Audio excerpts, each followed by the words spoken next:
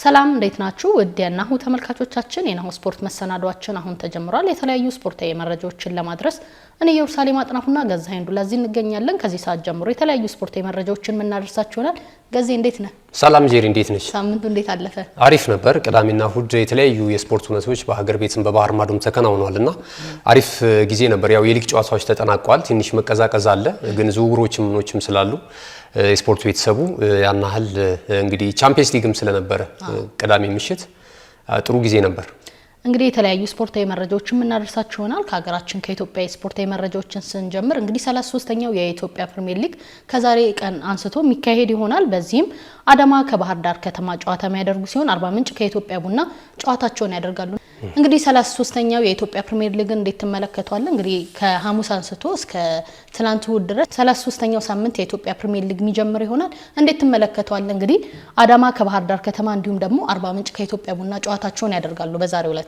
ናው ትክክል ጄሪ። እንግዲህ የኢትዮጵያ ፕሪሚየር ሊግም በጣም አጓጊ ምዕራፍ ላይ ነው የሚገኘው። በተለይ ላለመውረድ የሚደረገው እንቅስቃሴ በሁሉም ክለቦች ውስጥ ተጠናክሮ የቀጠለበትን ሂደት እየተመለከትን እንገኛለን። እስካሁን ድረስ ሁለቱ የትግራይ ክለብ ተወካዮች ከፕሪሚየር ሊግ መውረዳቸውን አረጋግጠዋል። ወልዋሎ ዓዲግራት ዩኒቨርሲቲና ስሁል ሽረ እንዳስላሴ ማለት ነውና ሌላ ቀሪ ሁለት ክለቦች ደግሞ ይቀራሉ ከኢትዮጵያ ፕሪሚየር ሊግ የሚሰናበቱ። ያው ዘንድሮ በተለየ ሁኔታ 19 ክለቦችን ይዞ ነበር የኢትዮጵያ ፕሪሚየር ሊግ ጅማሮን ያደረገው። ከዛ በኋላ ወልቂጤ መስፈርቶችን ባለማሟላቱ እንግዲህ የኢትዮጵያ እግር ኳስ ፌዴሬሽን ከሊጉ እንዲሰረዝ በማድረግ ወይም ደግሞ ወደ ታችኛው ወደ ሻምፒዮንሺፑ እንዲወርድ አድርጎት በ18 ክለቦች ሲፋለሙበት የነበረበትን ሂደት ተመልክተናል። 4 ክለቦች ናቸው ዘንድሮ የሚወርዱት ማለት ነውና ቀጣይ ወደፊት ወደ ነበረበት ወደ 16 ተሳታፊ ክለቦች ስለሚመለስ ዘንድሮ እንግዲህ ከዚህ ከፕሪሚየር ሊጉ ላለመሰናበት የሚደረገው ጥረት እስከ መጨረሻው ሳምንት መርሃ ግብር ድረስ ሊቀጥል እንደሚችል ይገመታልና አሁን አዳማ ሳይንስና ቴክኖሎጂ ዩኒቨርሲቲ ስቴዲየም የአራት መርሃ ግብር ጨዋታዎች የቀሩትን የኢትዮጵያ ፕሪሚየር ሊግን ያስተናግዳል። ዛሬ እንዳልሽው እንግዲህ ቀን 9 ሰዓት ላይ ጅማሮን የሚያደርገው የአዳማ ከተማና የባህር ዳር ከተማ ጨዋታ ይጠበቃል።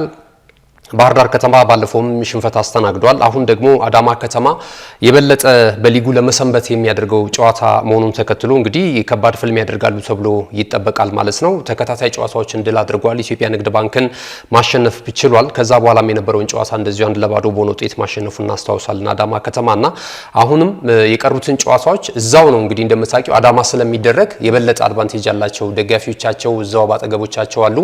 ሜዳቸውም የራሳቸው ነው ያው የዩኒቨርሲቲው ማለት ነውና የበለጠ አድቫንቴጅ አለው ከሌሎቹ ክለቦች አንፃር ማለት ነው። ቀሪዎቹን ጨዋታዎች የሚያሸንፍ ከሆነ በኢትዮጵያ ፕሪሚየር ሊግ በ2018 ዓመተ ምህረት የውድድር ዘመንም ከምንመለከታቸው ክለቦች መካከል አንደኛው ሊሆን ይችላል። አዳማ ከተማ አሁን 32 ነጥቦች አሉት። እንግዲህ ወራጅ ቀጠናው አፋፍ ላይ ከሚገኘው ኢትዮ ኤሌክትሪክ ጋር ያላቸው የነጥብ ልዩነት 5 ብቻ ነውና በዚሁ አሸናፊነቱ የሚቀጥል ከሆነ የተሻለ ነገር ሊያስመለክተን ይችላል ተብሎ ሀሳቦች እየተሰነዘሩ ነው የሚገኙት ማለት ነው። አንዳንድ ቅሬታዎች እንግዲህ በቀደም ለት በነበረን የስፖርት መረጃ ላይም ስናነሳ ነበረ። የኢትዮጵያ ሊግ ሼር ካምፓኒ ደግሞ እንደዚሁ ጥናት እያስጠና እንደሆነ ወይም ደግሞ ሪፖርቶችን መሰረት ያደረጉ ቅጣቶችን ለማስተላለፍ በእንቅስቃሴ ላይ እንደሚገኝ ጨዋታዎችን በተለይ እነዚህ የማች ፊክሲንግ የጨዋታ ማጭበርበር ተካሂዶባቸዋል ተብለው ማስረጃ የተያዘባቸው ጨዋታዎች ሁሉ እየተመረመሩ እንደሆነና ተገቢው ቅጣት እንደሚተላለፍባቸው በክለቦች እንዲሁም ደግሞ በዚህ ጉዳይ ላይ ተሳታፊ የሆኑ ተጫዋቾች፣ አሰልጣኞችና የክለብ አመራሮች እንደዚሁ እርምጃ እንደሚወሰድባቸው ነው ሊግ ሼር ካምፓኒው ይፋ እያደረገ የሚገኘው ማለት ነው። ይህንን ተከትሎ ግን አንዳንድ ቅጣቶች ተላልፈዋል። እንደው ጨዋታዎቹን መጀመሪያ እናንሳቸውና ዛሬ የሚደረጉትን ጨዋታዎች አንስተሻል አንቺ። አዳማ ከተማ ከባህር ዳር ከተማ፣ አርባ ምንጭ ከተማ እንደዚሁም ከኢትዮጵያ ቡና ጋር ጨዋታቸውን ያደርጋሉ።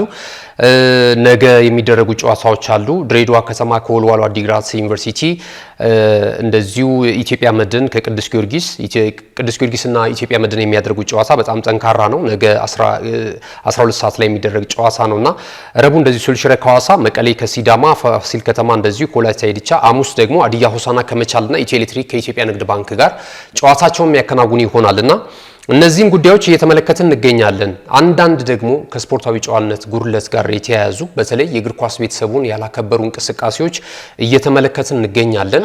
ትክክል ነው። በኢትዮጵያ ቡና ደጋፊዎች አማካኝነት እንግዲህ የኢትዮጵያ ቡና ክለብ የ100 ሺህ ብር ቅጣት ተላልፎበታል። እንግዲህ ደጋፊዎቹ አላስፈላጊ ንግግሮች፣ አላስፈላጊ ትችቶች በአመራሩ በተለያዩ አሰልጣኞች ላይ ያሳርፋል በሚል የኢትዮጵያ ቡና እንግዲህ 100 ሺህ ብር ተቀጥቷል።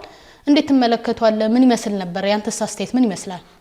እንግዲህ ጄሪ ይሄ ነገር ተደጋጋሚ የሆነ ነው በእግር ኳሱ ላይ ማለት ነው። በጣም ትልቅ ማነቆ ሆኗል። አመራሮች ቢለዋወጡም ይሄ አይነት አሰራር ግን እየተቀረፈ አይደለም የሚገኘው። ግን እኔ እንዳድናቆት የኢትዮጵያ ሊግ ሼር ካምፓኒ የተሻለ ነገር እየሰራ ነው ብዬ አስባለሁ። ባለፈው በሶስተኛ ወገን የውል ኮንትራታቸውን ሲፈጽሙ የነበሩ ምክንያቱም የኢትዮጵያ የሊግ ሼር ካምፓኒው ያስቀመጠው የበጀት ጣራ አለ 55 ሚሊዮን ብር ብሎ ለአንድ ክለብ በጀት አስቀምጧል። አመታዊ በጀታቸውን ማለት ነው። ከዛ ውጪ እንቅስቃሴ በሚያደርጉ ክለቦች ላይ በክለብ አመራሮች ላይ እንደዚሁ እርምጃ ሊወስድ እንደሚችል አስቀድመው ተወያይተው ተፈራርመው ያጸደቁት ነገር ነበር። ይሄንን ባልጠበቁ ክለቦችና ተጫዋቾች ላይ እንደዚሁ ቅጣት ያስተላለፈበትን ሁኔታዎች ተመልክተናል። በጣም ሚሊየንስ ነው ቅጣት የተላለፈባቸው ታስታውሽ እንደሆነ ማለት ነውና ስለዚህ እንግዲህ የክለቦች ወጪና ገቢ በጣም እየተመጣጠነ አይደለም። ከዚህ ጋር በተያያዘ ይመስለኛል እንግዲህ ተቋሙ ይህንን ቅጣት ያስተላለፈው። አሁን ደግሞ እንግዲህ ከደጋፊ ስነ ምግባር ጋር ተያይዞ ነው እንግዲህ ቅጣቱን ያስተላለፈው። ትክክል። አዎ። እና እንደዚህ አይነት ስራዎችን ከዚህ ቀደምም ሲሰራ ነበር ማለት ለማስተካከል እርማቶችን ለመስጠትና ጥሩ እግር ኳስ ፍትሃዊ የሆነ ነገር አካሄድ እንዲኖር እንደዚህ አይነት ስራዎች ሲሰራ ይሄ መበረታታት አለበት። ያልተለመደ ነው፣ ብዙ ጊዜ በችልታ ይታለፋል። ኢትዮጵያ ውስጥ እንደምታውቂው አንድ ለእግር ኳሱ ማነቆ የሆኑ ያሉ ጉዳዮች እግር ኳሱና ብሔር የተቀላቀለበት ትልልቅ የዛ አካባቢ ሌጀንዶች እዚህ እግር ኳሱ ላይ እየገቡ ያልሆነ ነገር እግር ኳስን መሰረት ያላደረጉ ጉዳዮች አብሮ ይንቀሳቀሳሉ እና ስትዳኛ አሁን ቅጣት ስታስተላልፊ ብሔርንም እንደ መቅጣት አድርጎ የሚታይበት ሁኔታ ክልልንም አብሮ እንደ መቅጣት እንደሚታይበት አይነት አሰራር ነው ያለው እና ይሄ በአፈጻጸም ላይና እነዚህን መመሪያዎች ባላከበሩ ክለቦች ላይ ቅጣት ሲመጣ ይሄ ጫናው በጣም አደገኛ ነው የሚሆነው። እስካሁን ድረስም ስላለመድ ነው ማለት ነው። እግር ኳሱ እስካሁን ድረስ አልተነጠነም ከመንግስትም ይሁን ከቅድም ካልኩሽ ከብሔርና ከተለያዩ ጉዳዮች ጋር ተነጥሎ ብቻውን የቻለ ንጹህ የሆነ እግር ኳስ እየተመለከትን ስላልሆነ ለሊግ ሼር ካምፓኒው ፈተና የሆነበት ይመስለኛል። የኢትዮጵያ እግር ኳስ ፌዴሬሽን ከዚህ ቀደም የተለያዩ አሰራሮችን ለመተግበር ጥረት አድርጓል። ነገር ግን ብዙ ማስፈራሪያዎች፣ ብዙ ያልተገቡ ነገሮች፣ አብሮ ከብሔር ጋር የሚመጡ ነገሮች ልክ እግር ኳሱን ወደ ብሔር እየከተቱ እንደዚህ አይነት ጉዳዮችን ያንጸባርቁ ነበር። አሁንም ሊግ ሼር ካምፓኒው ቅጣቶችን ሲያስተላልፍ ባለፈው የደረሱበት ዛቻዎች ምናምን እንደነበሩ አንዳንድ ጉዳዮች ሲነሱ እንደነበረ እናስታውሳለን። አሁን ደግሞ እንዳልኩሽ የነጥብ መላቀቅንና በሌላው ዓለም እናያለን። ሌሎች ሊጎች ላይ በትክክል የመውረድ ወይም ደግሞ ጨዋታ በማጭበርበር ላይ የተገኘ ክለብም ይሁን አመራር ወይም ተጫዋችና አሰልጣኝ በቀጥታ ከኳሱ ሲሰናበቱና ከእርከናቸው ሲወርዱ እንመለከታለን። ይህንን ለመተግበር ግን ኢትዮጵያ ውስጥ የመንግስት የሕግ ከለላ በጣም ያስፈልጋል። ስፖርቱ ሰላማዊና ፍትሃዊ ሆኖ እንዲካሄድ ማለት ነው። እንደዚህ አይነት ጉዳዮች ላይ እኛም ራሱ ክለቦቹም ፈቃደኛ አይደሉም። ሚዲያዎችም የጸዳ ነገር አይሰሩም። ወገንተኝነት አለባቸው ወይ ለሆነ ሰንበዲ ወይ ለተጫዋች ወይ ለአሰልጣኝ ወይ የሆነ ለክለብ ሲተግኑ ታያቸዋለሽ አንዳንድ የሚዲያ ባለሙያዎች። ይሄ ትክክል አይደለም። እግር ኳሱ በትክክል ፍትሃዊ በሆነ መንገድ እንዲመጣ ከተፈለገ የሁሉም አስተዋጽኦ ጎልቶ መውጣት አለበት። የቆመው ደግሞ ሊግ ሼር ካምፓኒውም ትክክለኛ ስራ እንዲሰራ ነፃነቱን መስጠት መቻል አለበት፣ ትክክለኛ ውሳኔ እንዲወስንና እነዚህ ነገሮች በዘንድሮ ዓመትም እየተመለከተን ቀጥሏል። ቀጣይ እንግዲህ ምርመራው ከተጠናቀቀ በኋላ የሊግ ሼር ካምፓኒው በእነዚህ ክለቦች ላይ በእነዚህ ተጫዋቾች ላይ በእነዚህ አሰልጣኞች ላይ ይህንን አይነት ተግባር ላይ የተሳተፉ ሰዎች ላይ ምን አይነት ነገር ውሳኔ ይወስናል የሚለው ነገር በጣም የሚጠበቅ ነው የሚሆነው። ኢትዮጵያ ቡና ያው ከዲሲፕሊን ጋር በተያያዘ የሊግ ሼር ካምፓኒውን ፕሬዝዳንት ስም እያነሱ እንደዚሁም የኢትዮጵያ እግር ኳስ ፌዴሬሽን ፕሬዝዳንትንም ስም እያነሱ የአሰልጣኝ ገብረመድህን ኃይሌንም ስም እንደዚሁ በተደጋጋሚ እየጠሩ ተቃውሟል ወይም ደግሞ ያልተገባ ነገር ጸያፍ ስድብ ተሳድቧል በሚል ነው እንግዲህ ይህንን ቅጣት ያስተላለፈባቸው 100 ሺህ ብር ቅጣት ተላልፎባቸዋል። ኢትዮጵያ ቡናና ቅዱስ ጊዮርጊስ እግር ኳስ ክለብ እንደሚታወቀው ገንዘቡን ኬት እንደሚያመጡት ይታወቃል። በጀትድ አይደሉም እንደምታውቂው።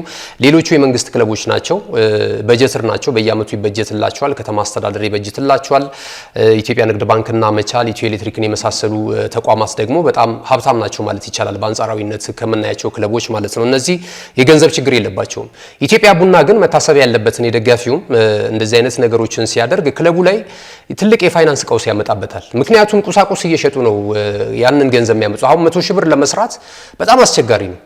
ለቅዱስ ጊዮርጊስም በተመሳሳይ እንደዚህ አይነት ነገሮች ላይ እነዚህ ሁለት ክለቦች መገኘት አለባቸው ብዬ አላስብም። በእርግጥ ኢሞሽናል ያደርጋል አንዳንድ ጉዳዮችን ስትመለከቺ ስሜታዊ የሚያደርግሽ ነገር አለ፣ ያልተገባ ነገር እንድታደርጊ የሚጋብዝሽ ነገር ይኖራል። ነገር ግን ደግሞ እዚህ ጋር ክለብ ታሳቢ መደረግ መቻል አለበት። ትክክል ነው። ገዜ እንግዲህ የኢትዮጵያ ቡናና የቅዱስ ጊዮርጊስ አብዛኛው ጊዜ በተለይ ደግሞ ከዚህ ቀደም ከትኬት በሚገኝ ገቢ ነበር ድጋፍ እየተደረገላቸው የሚገኘው። እንግዲህ አሁን ላይ አዳማና ሐዋሳ ላይ ጨዋታ በመካሄዳቸው ይህ የትኬት ገቢ ቀንስባቸዋል። የህዝብ ክለብ ነው፣ ከህዝብ በሚሰበሰብ ገንዘብ ነው እንግዲህ ተቋሞቹ ወይም ደግሞ ክለቦቹ እየተዳደሩ ያሉት። አሁን 100 ሺህ ብር ለነዚህ ክለቦች በጣም ከባድ ነገር ነው። እንግዲህ ብሩ እንዴት እንደሚመጣ ይታወቃልና አሁን 100 ሺህ ብር መቀጣት ለነዚህ ክለቦች ይከብዳልና እንደዚህ አይነት ሁኔታዎች ናቸው እንግዲህ የእግር ኳሳችንን እንዳያድጉ የሚያደርጉት።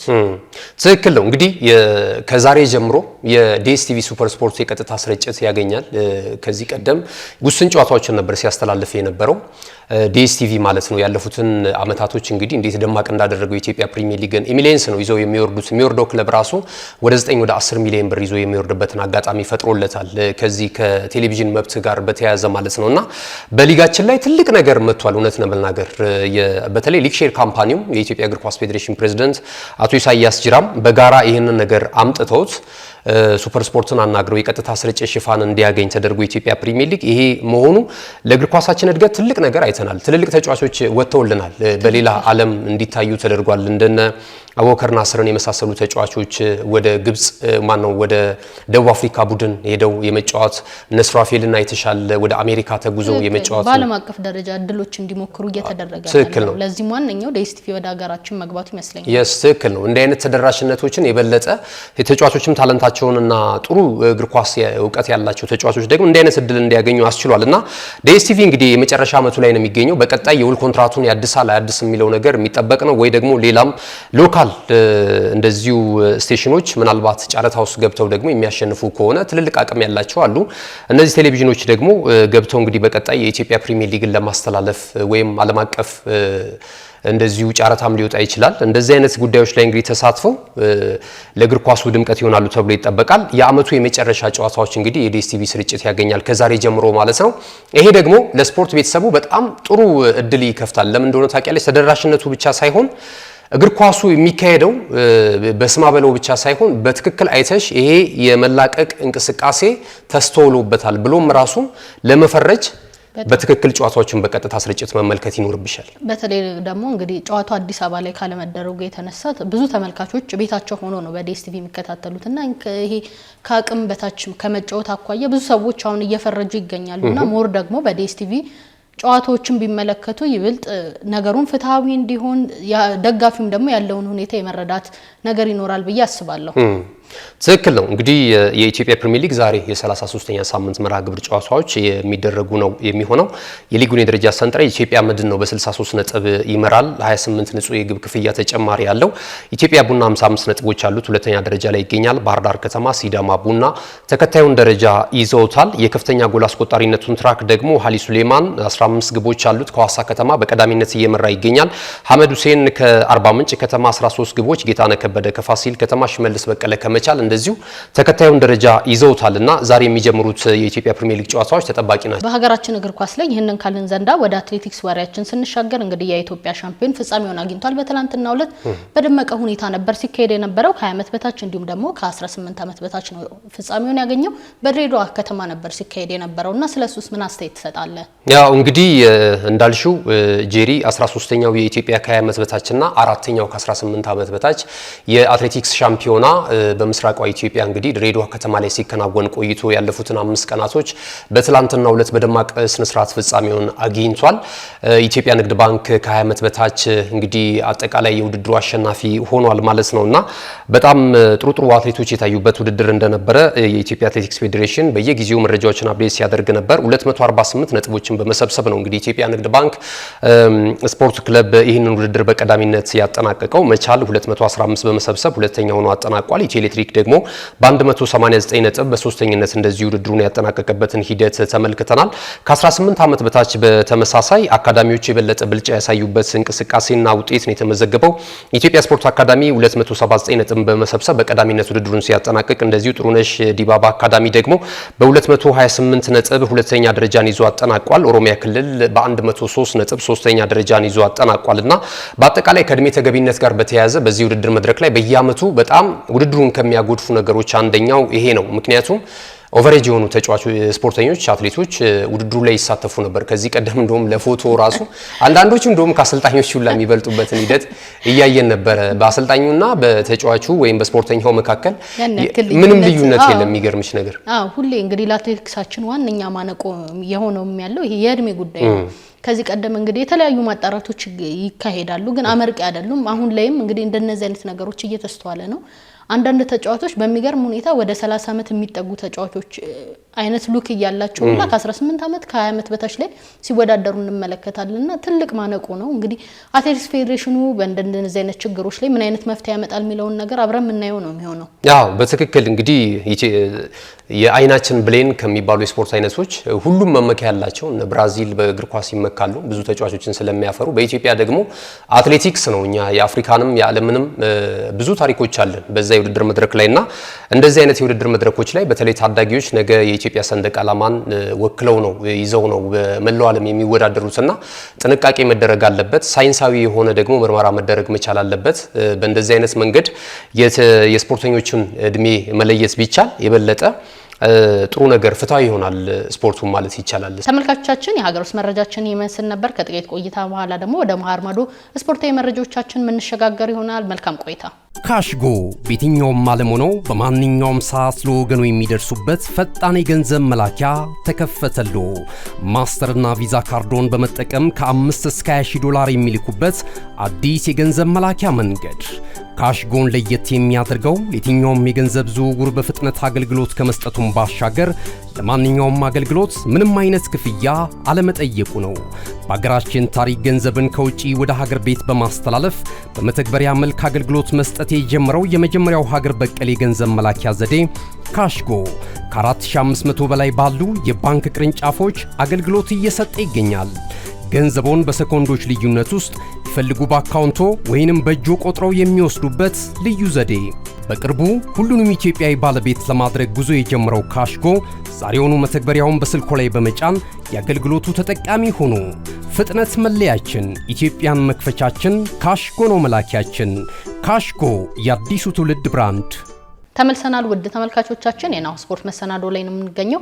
ወደ መሀር ማዶ ስፖርታዊ መረጃዎቻችን ስናልፍ እንግዲህ የአፍሪካ ቻምፒየንስ ሊግ በትላንትናው ዕለት ተጠናቋል ማለት ይቻላል። ሀገራችን እንግዲህ በኢትዮጵያ ንግድ ባንክ ነበር የተወከለችው። በመጀመሪያው ዙር ነበር እንግዲህ ኢትዮጵያ ንግድ ባንክ ከውድድሩ የተሰናበተው። ፒራሚድ አሸንፏል እንግዲህ የአፍሪካ የቻምፒየንስ ሊግ ውድድርን። ጄሪ እንግዲህ የአፍሪካ ቻምፒየንስ ሊግ የውድድር መድረክም በአህጉር አቀፍ ደረጃ ከተመለከትነው ግዙፉ የእግር ኳስ የውድድር መድረክ ነው ማለት ይቻላል። የአውሮፓ ቻምፒየንስ ሊግ እንደሚባለው ማለት ነውና እንዳልሽው ኢትዮጵያ ንግድ ባንክ የ2016 የኢትዮጵያ ፕሪሚየር ሊግ ሻምፒዮና መሆኑን ተከትሎ እንግዲህ ኢትዮጵያን በመወከል በዚህ በቻምፒየንስ ሊግ የውድድር መድረክ ላይ ተሳታፊ የመሆን እድል ነበረው። ነገር ግን ቀደም ሲል እንደጠቀሽው በመጀመሪያው ዙር ነበር የተሰናበተው። እንግዲህ ውድድሩ ትልልቅ አፍሪካ ላይ ባሉ ክለቦች መካከል የሚከናወን ውድድር ነው። ትላንትና እንግዲህ የደቡብ አፍሪካው ክለብ ማሜሎዲ ሰንዳውንስ ከግብፁ ክለብ ፒራሚድ ጋር ነበር የደርሶ መልስ ጨዋታ ያደረጉት።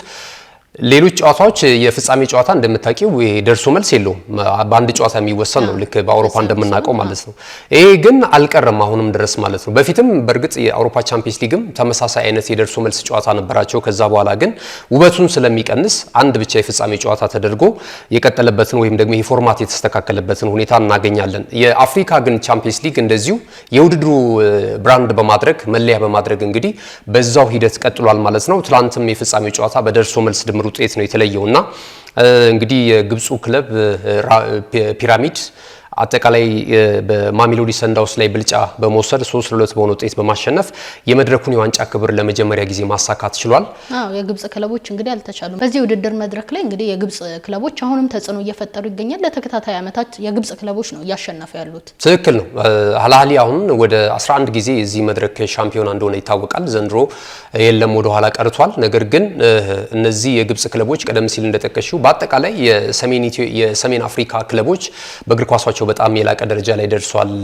የ2022ቱን የኳታር ዓለም እግር ኳስ ዋንጫ የውድድር መድረክን ታስታውሻለች። ሞሮኮ ለመጀመሪያ ጊዜ እንግዲህ ሰሚ ፋይናል ውስጥ የገባችበትን አጋጣሚ ተመልክተናል። አራተኛ ደረጃ ይዛ ያጠናቀቀችበትን የዓለም ዋንጫ ማለት ነውና እነዚህ የሰሜን አፍሪካ ሀገራቶች የዚህ መሰረተ ልማታቸው ላይ በጣም ይሰራሉ። ስቴዲየማቸው ስታንዳርዳቸውን የጠበቁ ናቸው። ውድድሮችን ሲያደርጉ በጣም ጥሩ ዝግጅት አድርገው ነው በጣም በጀቶች መድበው ታዳጊዎች ላይም በጣም ይሰራሉ። ታዳጊዎች ላይም በጣም ይሰራሉ። እንደነ ሞሮኮ፣ አልጄሪያን የመሳሰሉ ግብጽ ራሷን ማንሳት እንችላለን፣ ቱኒዝን ማንሳት እንችላለን። የሰሜን አፍሪካ ሀገራቶች እንግዲህ ለዛም ይመስላል ብልጫውን የወሰዱት። ግብጽ ደግሞ በተለይ የበለጠ ተቆጣጥረዋለች። አሁን ፒራሚድ ትላንት ሻምፒዮና ሲሆን 17 ዓመቱ ነው ከተመሰረተ ገና ማለት ነውና በአቋራጭ መጥቶ በዚህ ባጭር እድሜ የቻምፒየንስ ሊግን ማሳካት መቻል ማለት በጣም የሚገርም ነውና ክለቦቻችን ብዙ በጀቶችን ይመድባሉ። ከአፍሪካ ሶስተኛ ከፋይ ነው የኢትዮጵያ ፕሪሚየር ሊግ ነው ተብሎ እንግዲህ መረጃዎች የሚወጡት። ነገር ግን በእግር ኳሱ ካየሽ ሁሉ ጊዜም ከኋላ ነው የምናየውና ስራዎቻችን ላይ ስለማንሰራ የሚበጀተው በጀት ሌላ ጉዳይ ላይ ስለሚውል ብዙም ቁጥጥር ስለማይደረግበት የሊግ ስታንዳርዳችን እጅግ በጣም አነስተኛ መሆኑን ተከትሎ እንግዲህ ያናህል በአህጉር አቀፍ ደረጃ ክለቦቻችንም ይሁን ብሔራዊ ቡድናችን ውጤታማ ያልሆነበትን ሂደት ነው እየተመለከትን የምንገኘው። እንግዲህ ገዜ ወደ አውሮፓ ቻምፒየንስ ሊግ ስናመራ እንግዲህ ፒኤስጂ ከኢንተር ሚላን በሰፊ ውጤት ነው የተጠናቀቀው። ብዙ ሰዎች አልገመቱትም ነበር። የዋንጫ ጨዋታ አይመስልም ነበር። እንግዲህ 5-0 ነው የተጠናቀቀው። ሰዎች በጣም ተገርመው ነበር ሲመለከቱ የነበረው። በመጀመሪያው ዙር ይመስለኛል እንግዲህ ፒኤስጂ ማሸነፉን ያረጋገጠው በጣም ተጽዕኖ ፈጥሮ ነበር ሲጫወት የነበረውና የፍጻሜ ውድድር አይመስልም ነበር እያሉ ብዙ ሰዎች አስተያየት ሰጥተው ነበር። ሙሉ ለሙሉ በሁሉም አቅጣጫ በሁሉም ፖዚሽን ፒኤስጂ የበላይነቱን አግኝቶ ነበር በጨዋታው ላይ። እንዴት አየኸው ውድድሩን? ያው እንግዲህ ቻምፒየንስ ሊግ ቅዳሜ ዕለት ነው የተጠናቀቀው። ያው እኛ ዛሬ ስለተገናኘን ስቱዲዮ እንግዲህ አንዳንድ የራሳችንን ምልከታ እዚህ ጨዋታው ከመደረጉ በፊት አርብ ላይ እንግዲህ ሀሳቦችን ስናነሳ ነበር፣ መረጃዎችን ቻምፒየንስ ሊጉ ብለን ውጤትም ስንገምት ነበር። እኔ ፒኤስጂ ብዬ ነበር፣ እንግዲህ ተሳክቶልኛል። ታስታውሻለሽ? አዎ እንግዲህ አንተ ፒኤስጂ ነበር የገመትከው። ፒኤስጂ እንግዲህ ለመጀመሪያ ጊዜ ነው ዋንጫውን ያነሳው። የጣሊያን ክለቦች እንግዲህ ከ10 ዓመት በኋላ ነው ለፍጻሜ የደረሱት፣ ግን አሁንም እድል አልቀናቸውም ማለት ይቻላል። የአንድ ክለብ ብልጫ የታኘበት ውድድር ነው። እንግዲህ ብዙዎችም አስተያየት ሲሰጡ ነበር። እንግዲህ ኢንተር ሚላን በምን ያህል ደረጃ እንዴት ሊወርድ ቻለ የሚለውን ነገር የተለያዩ የስፖርት ቤተሰቡ ሲቀባበል የነበረ ነው። አዎ ትክክል ነው። እንግዲህ ውጤቱን እንደጠቀሽው 5-0 በሆነ ውጤት ነው የተጠናቀቀው። የፍጻሜ ጨዋታ ላይ 5 ጎል መቆጠር ደግሞ በጣም ልዩነት፣ በተለይ ሁለት በትልልቅ ሊግ ላይ ትልቅ አበርክቶ ያላቸው ትልልቅ ክለቦች ሲገናኙ ደግሞ ፍክክሩ በዛው ልክ ሊሆን ይችላል ተብሎ ይገመታል እንጂ 5-0 በሆነ ውጤት ፒኤስጂ ሊያሸንፍ እንደሚችል ብዙ የቀድሞ ተጫዋቾችም ግምት ሲሰጡ ነበር። ነገር ግን በእንዲህ አይነት የጎል ልዩነት ይጠናቀቃል ብሎ ማንም አልገመተም። የፍጻሜ ጨዋታ ሳይሆን የወዳጅነት ጨዋታ ነው የሚመስለው። 5-0 በሆነ ውጤት ታዳጊዎች የምታሳትፊበት አንዳንድ ተጠባባቂ ወንበር ላይ ያሉ ተጫዋቾችን የሚገቡበት የወዳጅነት ጨዋታ እንጂ ይሄ ቤስት 11ን አሰልፎ 5-0 በሆነ ውጤት ኢንተር በፒኤስጂ ተሸነፈ የሚለውን ነገር የሚያሳይ አይደለም። በተለይ ደግሞ ባርሴሎናን ያህል ክለብ ነው ጥሎ የመጣው። ሰሚ ፋይናል ላይ ታስታውሻለች፣ በጣም ጠንካራውን ኢንተር ሚላን ነበር የተመለከትነውና እሱን ነው እንግዲህ ኢንተር ሚላን በዚህ ደረጃ ይወርዳል ብለን ያልጠበቅነው እንግዲህ ባርሳን ያሸነፈበት መንገድ ስለተመለከትን ይመስለኛል። አዎ ትክክል። እንግዲህ ፒኤስጂ ያው ለመጀመሪያ ጊዜ ይህንን የዋንጫ ክብር ማሳካት ችሏል። በጣም በርካታ አሰልጣኞች መጥተዋል፣ ብዙ ተጫዋቾች መጥተዋል። ሊዮኔል አንድሬስ ሜሲ እንደነ ኔይማር ጁኒየርን ማንሳት እንችላለን።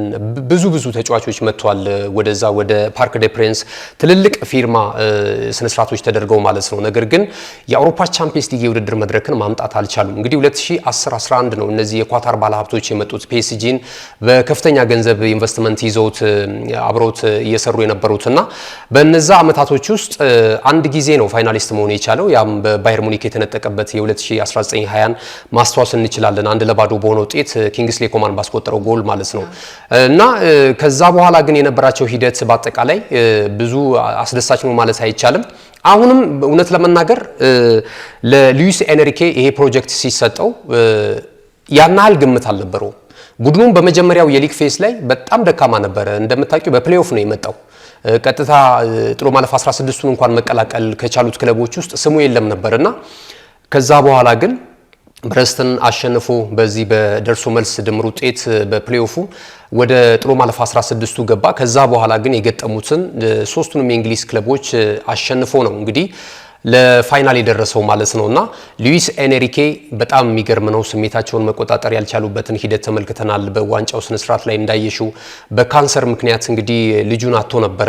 ፋውንዴሽንም ተቋቁሟል በሷ ስምና ልጄም አብራኛ አሁንም ድረስ እንዳለች ይሰማኛል የሚል ስሜት በቃ እያለቀሰ ምናምን ነበርና እንደዚህ አይነት ጉዳት ውስጥ ላለ አንድ አሰልጣኝ እንደዚህ አይነት ብዙ ሰው የሚናፍቀው ብዙ አሰልጣኞች የሚመኙትን የአውሮፓ ቻምፒየንስ ሊግ የውድድር መድረክን ማሳካት ማለት ብዙ ትርጉም ሊኖረው እንደሚችል ይገመታልና ብዙዎች ስሜታቸውን ተቆጣጥሮታል። በተለይ አሰልጣኙ ሁኔታ ሉዊስ ኤንሪኬ እንግዲህ የ2015 ላይ ይመስለኛል እንግዲህ ባርሳ ላይ ያለ የቻምፒየንስ ሊግ ዋንጫ ባነሳበት ልጅ እንግዲህ ያረፈችው ልጅ አብራው ነበረችና አሁን እንግዲህ 2019 ነበር በሞት የተነጠለችውና ከዛ በኋላ እንግዲህ ትላንትና ቅዳሜ ዕለት ያነሳውን ዋንጫ ለሷ መታሰቢያነት አመርክቷል። እንግዲህ ከቻምፒየንስ ሊግ መረጃችን ሳንወጣ እንግዲህ ድሉን አስመልክቶ ፓሪስ ላይ እንግዲህ ደስታቸውን እየገለጹ በነበሩ ሰዎች መካከል ግጭት በመፈጠሩ 2 ሰዎች ሞተዋል። እንዲሁም ደግሞ ከ150 በላይ ሰዎች አደጋ ደርሶባቸዋል። ከ450 በላይ የክስ መዝገቦች ተከፍተዋል ማለት ነው። እጅግ ያሳዝናል። በርካታ ውዝግቦች የተነሱበት ድል ይመስለኛል። እንግዲህ ፓሪስ ላይ ጥቂት ብጥብጦች ተነስተዋል ማለት ይቻላል። እንዲሁም ደግሞ የተነሳውን ብጥብጥ ደግሞ የፖሊስ ኃይሉ ማቆም አልቻለም። እንደዚህ አይነት ክስተቶች እንግዲህ ከደስታ ጋር ከመግለጽ ጋር ተያይዞ ብዙ ጥንቃቄ የሚያስፈልጋቸው ጉዳዮች አሉ። ባለፈው ሊቨርፑል ላይም ታያለሽ በሊቨርፑል ሻምፒዮን በሆነበትና በዋና ከተማው እንግዲህ በክፍት መኪና እንቅስቃሴ እያደረጉ ከደጋፊያቸው ጋራ ደስታቸውን በሚያከብሩበት ሁኔታ እንግዲህ መኪና እንደዚህ አይነት ሁኔታዎች ተፈጥረዋል።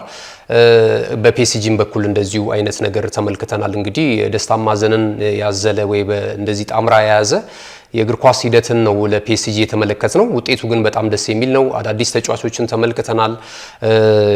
ለምሳሌ የነ ኦስማን ዴምቤሌን ሂደት አይተናል። በዚህ ዓመት እንግዲህ የቻምፒየንስ ሊግ 2024-25 የውድድር ዘመን ምርጡ ተጫዋች በመባል እንደዚሁ የተመረጠበትን ሂደት አይተናል። በአጠቃላይ በውድድር ዓመቱ እንግዲህ ፒኤስጂ የሶስትዮሽ ዋንጫ ክብርን ነው ማሳካት የቻለው። ጥቂት ክለቦች ነው ይህንን ሂደት ማሳካት የቻሉት እንደነ ማንቸስተር ዩናይትድ፣ ማንቸስተር ሲቲን የመሳሰሉ እንደነ ሴልቲክ የመሳሰሉ ክለቦች ናቸው ይህንን የሶስትዮሽ ዋንጫ ክብር ማሳካት የቻሉትና አንደኛው መሆን ችሏል። ሉዊስ ኤንሪኬ በጣም የሚገርም የውድድር ዓመትን እያሳለፈ ነው የሚገኘው ማለት ነውና ቻምፒየንስ ሊጉ በአጠቃላይ ይህንን አይነት መልክ ይዞ እንግዲህ ተጠናቋል። በቀጣይ ትልልቅ የውድድር መድረኮች ተጠናቋል። ሊጎች ተጠናቋል። የፊፋ የዓለም ክለቦች ሻምፒዮና ብቻ ነው የሚቀረው። ከጥቂት ቀናቶች በኋላ እንግዲህ በአሜሪካ ጅማሮውን ያደርጋል። ይሄ ውድድር ብቻ ነው የቀረው። እንግዲህ በቻምፒየንስ ሊግ ዙሪያ ይሄንን ካልን ዘንዳ የተለያዩ የዝውውር ወሬዎችን እየሰማን ነው የምንገኘው። በተለይ ደግሞ እንግሊዝ ፕሪሚየር ሊግ ላይ የሚገኙ ቶፕ ፎሮች ተጫዋቾችን እያዘዋወሩ ይገኛልና እስቲ ስለሱ መረጃው ካለ ለተመልካቾቻችን ብታካፍልን። እንግዲህ ዝውውሮች ቀደም ሲል እንዳልሽው አሁን በስፋት የበርካታ የመገናኛ ብዙሃንን እንግዲህ እየተቆጣጠሩት ነው የሚገኘው። በሩመር ደረጃ የሚነሱ እንደዚሁ የዝውውር ሁኔታዎች አሉ።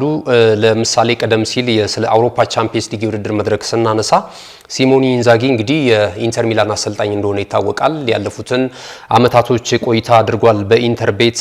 የስኩዴቶን የዋንጫ ክብር እንደዚሁ ባለፈው አመት ማሳካቱን እናስታውሳለን። ቡድኑም እንደ ቡድን በአውሮፓ ደረጃ ጥሩ እንቅስቃሴ ሲያደርግ ነበር። ለምሳሌ የ2023-24 የቻምፒየንስ ሊግ የፍጻሜ ተፋላሚ እንደነበር እናስታውሳለን። ያው ከማንቸስተር ሲቲ ጋር ገጥመው ማንቸስተር ሲቲ 1-0 በሆነ ውጤት ያሸነፈበትን ውጤት ማለት ነውና ሲሞኒ ኢንዛጊ በጣም የሚገርም ነው። ያው በተጫዋችነቱም ብዙ የእግር ኳሱ ቤተሰቦች ያውቁታል ሁለቱ ወንድማማቾችን። ነገር ግን አሁን ከኢንተር ሚላን ጋር ያለው እህል ውሃ ሊቋጭ እንደሚችል እየተነገረ ነው የሚገኘው። ምናልባት ወደ ሀሊላል ሊያምራ ይችላል። ብሩኖ ፈርናንዴዝም ወደዛው እየተባለ ነው የሚገኘውና ይህ አሰልጣኝ ቀጣይ መዳረሻው ወደ ሳውዲ ፕሮ ሊግ ነው እየተባለ ይገኛል። ግን የክለቡ ዳይሬክተር ደግሞ እንደዚሁ ለማቆየት ይህንን አሰልጣኝ ጥረት እንደሚያደርጉ በጣም ምርጡ አሰልጣኝ ነው። ቀጣዩንም አመታት ትልልቅ የዋንጫ ክብሮችን ሊያመጣ የሚችል ፕሮጀክቶችም አሉትና ከኛ ጋር እንደሚቆይ ተስፋ አድርጋለሁ የሚል ሀሳባቸውን እየሰነዘሩ ነው የሚገኙት። ወደ ተጫዋቾች ደግሞ ዝውውር እንደዚሁ ስናልፍ የኬለርን ጉዳይ እናገኛለን። የሊቨርፑልን ግብ ጠባቂ ኬለር ሁለተኛ ግብ ጠባቂ ነው በሊቨርፑል ቤት እንደምናውቀው። አንደኛ አሊሰን ቤከር ነው በቋሚነት ብዙ ጊዜ የሚሰለፈው በትልልቅ ጨዋታዎች ላይ።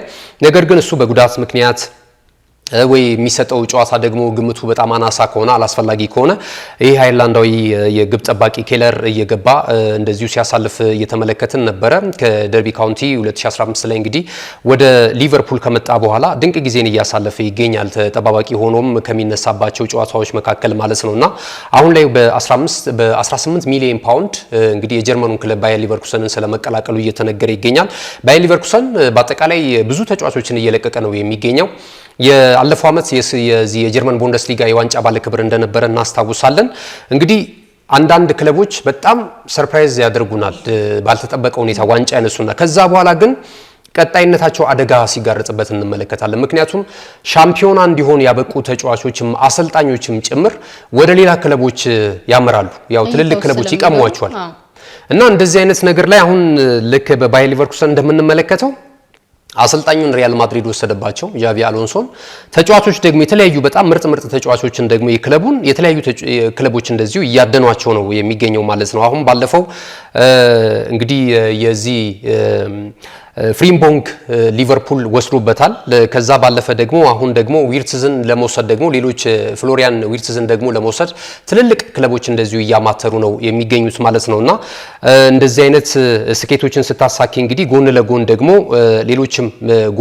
ሌሎችም ደካማ ጎኖች ሊከሰቱ ይችላሉ። ጆናታን ታም እንደዚሁ ወደ ባየር ሙኒክ የሄደበትን ሂደት እየተመለከትን እንገኛለንና ባየር ሊቨርኩሰን አሰልጣኙንም ምርጥ ተጫዋቾችንም በዚህ ሻምፒዮና በሆነበት ሂደት ላይ እንግዲህ ያለፈው ዓመትም በቡንደስሊጋ ሁለተኛ ደረጃን ይዞ ነው ያጠናቀቀው። እንደዚህ አይነት ሂደቶችን እየተመለከትን እንገኛለን። ቀጣይ እንግዲህ አዲስ አሰልጣኝ ሾሟል። የቀድሞ የማንቸስተር ዩናይትድን አሰልጣኝ ኤሪክ ቴን ሃግን ሾሟል። ምን ሊገጥማቸው ይችላል የሚለውም ጉዳይ እንደዚሁ እየተጠበቀ ነው የሚገኘው። የአርሰናል ጉዳይ እንግዲህ በጣም አሰልቺ የሆነ ነው የሚገኘው ከዝውውር ጋር በተያያዘ በቀደም አንቺም ስታነሺው ነበረ አርሰናል በርካታ ተጫዋቾች ራዳር ውስጥ እንዳሉ እንግዲህ ከጥር ወር የዝውውር ጀምሮ እንግዲህ ሲነሳ ነበረ። ነገር ግን አሁንም ድረስ ፊርማቸውን ያኖሩ ተጫዋቾችን እየተመለከትን አይደለም የምንገኘው።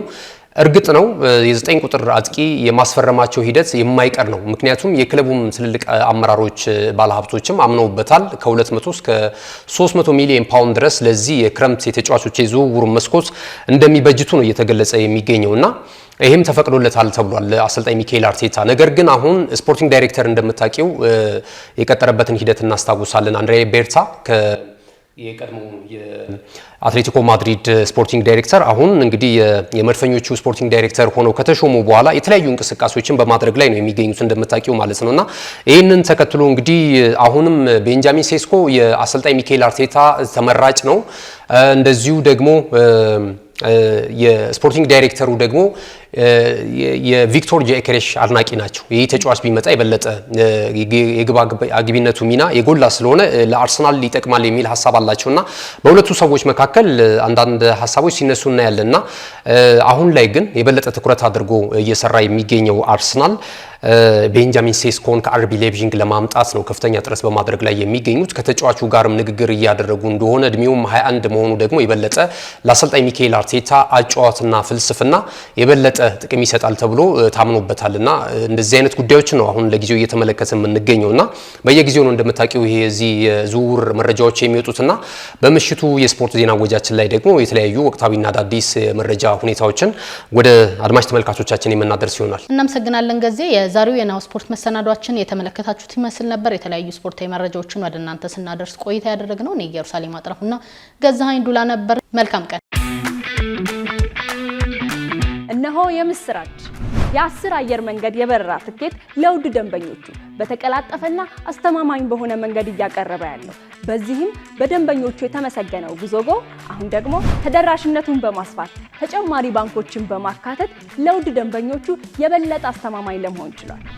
የጉዞጎን አፕሊኬሽን ከአፕ ስቶር ወይም ከፕላይ ስቶር በማውረድ የመነሻና የመድረሻ ከተማዎትን መርጠው ዋጋ አወዳድረው የሀገር ውስጥም ሆነ ዓለም አቀፍ በረራ ማድረግ ካሰቡ የበረራ ትኬቶን ክፍያ በአቅራቢያው በሚገኙ ባንኮች አንድም በአካል በመሄድ ወይም በኦንላይን የክፍያ አማራጮች ክፍያዎትን በመፈጸም የበረራ ትኬቶን በእጅ ያስገቡ። ከዚህም በተጨማሪ እንደ ሁሉ ጊዜው ወደ ጉዞጎ የጥሪ ማዕከላችን 7473 በመደወል ከሙሉ የበረራ መረጃ ጋር የ24 ሰዓት የትኬት አገልግሎት ማግኘት እንደሚችሉ ስናበስሮ በታላቅ ደስታ ነው። ለበረራዎ ጉዞጎ!